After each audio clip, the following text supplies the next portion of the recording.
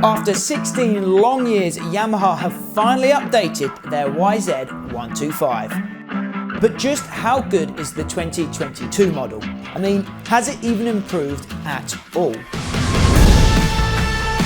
Today we're going to find out how powerful that all-new YZ125 really is. And we're going to compare those numbers to the previous model and to the Austrian competition as well. Right, so here we are in what is quickly becoming my new home away from home. That's the Hardcore Racing Workshop. And as you can see, we've got the 2022 YZ125 on the dyno.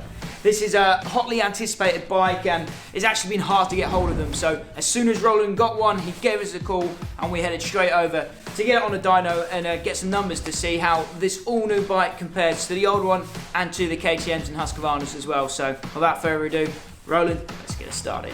Roland, is it going to be easier to start than last time we were here, do you reckon? Just a bit.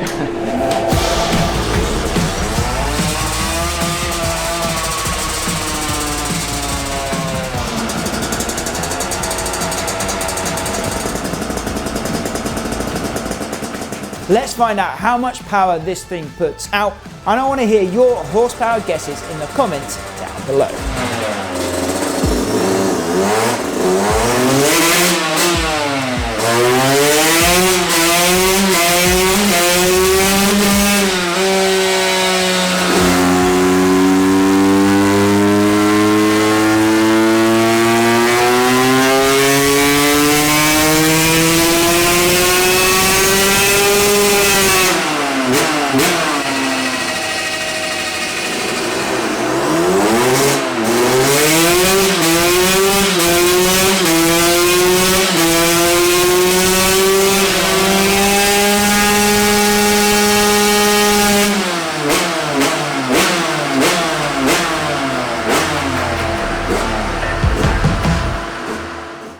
The red line is completely standard, just getting there. Every time I do a run it's getting a little bit better. So that's the red one is a 2022 YZ125.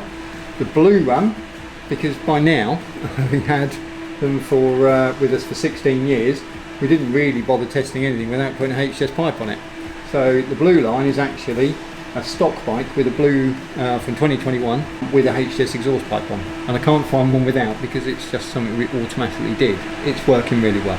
Right, so we just done a full power run there on the 2022 YZ125 and we're, I think, horsepower 34, something like that? Just over, yeah. Yeah, so, and like you said, you're comparing that to the 21 model with a HGS pipe and your horsepower set up on last year's model with that an aftermarket pipe as well. So it's looking good for the new bike stock. Obviously a lot of people have been anticipating this bike because finally Yamaha have updated their YZ125. Maybe not as many gains as some people were hoping for. 1 horsepower is a lot in the 125 class, isn't it? But you was telling us earlier that it's not necessarily about horsepower gains why this new engine is so great. So just tell us what you was telling us earlier about what you like about this engine. Yeah, I like the fact that it is so balanced. You know, when you're running the engine up, that is the nicest two-stroke I've come across, bar none. You know, I've done two-strokes all my life, and this is the nicest engine I've ever worked with. You know, you can just feel the whole engine is so. It's kind of like it's really happy with itself, and you can really tell that the balance in the crankcase, the intake, and so forth. On the track the other day, the bike just got better and better. But the main thing you did notice more than over last year's bike was the fact that the engine was running so much cooler. You know, you're going to lose a lot of horsepower with heat with the two-stroke. And you can tell, so not only have we got more power within the same environment, the same temperature, but when you actually go on circuit, you're not losing that power. Yeah, it's more efficient. So we're probably, in truth, that 1 horsepower could easily be 3 horsepower, particularly where it's important in the mid-range of torque. So I'm really, really happy with this engine. In layman's terms and in simplest terms, so people like me can understand, what have Yamaha done to update the engine this year? There is some improvements in the port timing in the cylinder, so not huge differences. They've still got to sell it for everybody. There's you know, you've got to deal with a wide range of riders, and so like all manufacturers, they don't push them to the very nth degree on a standard cylinder, but the cylinder is improved over last year. In my view, the more important thing is they've developed the crankshaft. The crankshaft is much better in its balance factor and inertia and so forth this year. Plus we have got its desperately needed longer conrod. Last year's bike, the conrod was too short, and it did lose a lot of induction from that, and that's where a lot of that heat was coming from, because the fact that the engine just couldn't draw enough fuel to keep the crown and the piston cool enough. So yeah, it's a lot of really good stuff. The carburetor's working really well.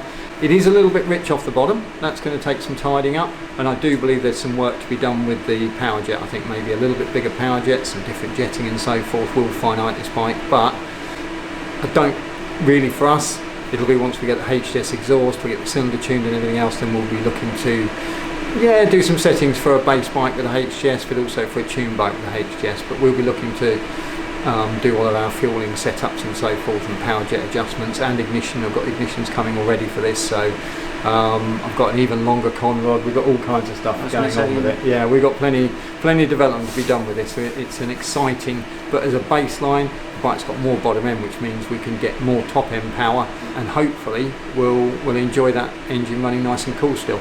In terms of the other competition, KTM about 1 horsepower or more still? Yeah, it's 1 horsepower, but you like this engine more than... I do, yeah. I think this engine, if it doesn't run as cool, because that was always the big thing that people kind of missed, if you like, in the fact that the KTM also runs really cool. So whereas you might get close to it, a Yamaha producing like a tuned KTM will be 37, 38 horsepower. You could also get it out of a YZ, but when you went to the track, after about 3 or 4 laps, you could see the Yamaha would start to stumble a bit as it got too hot.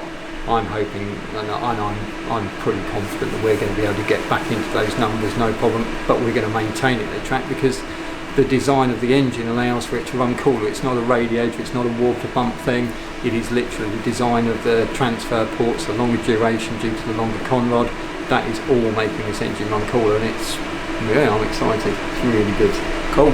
So now that we've run the 2022 YZ125 on a dyno, hopefully I'm going to go and ride one on the track. So I'll see you at the track. Our full on-track review video will be coming soon, where we'll be directly comparing the old model versus the new model to see how much difference that extra power does make in action. So be sure to subscribe to the channel to never miss a video, and if you've enjoyed this one, be sure to like and share with your two-stroke family.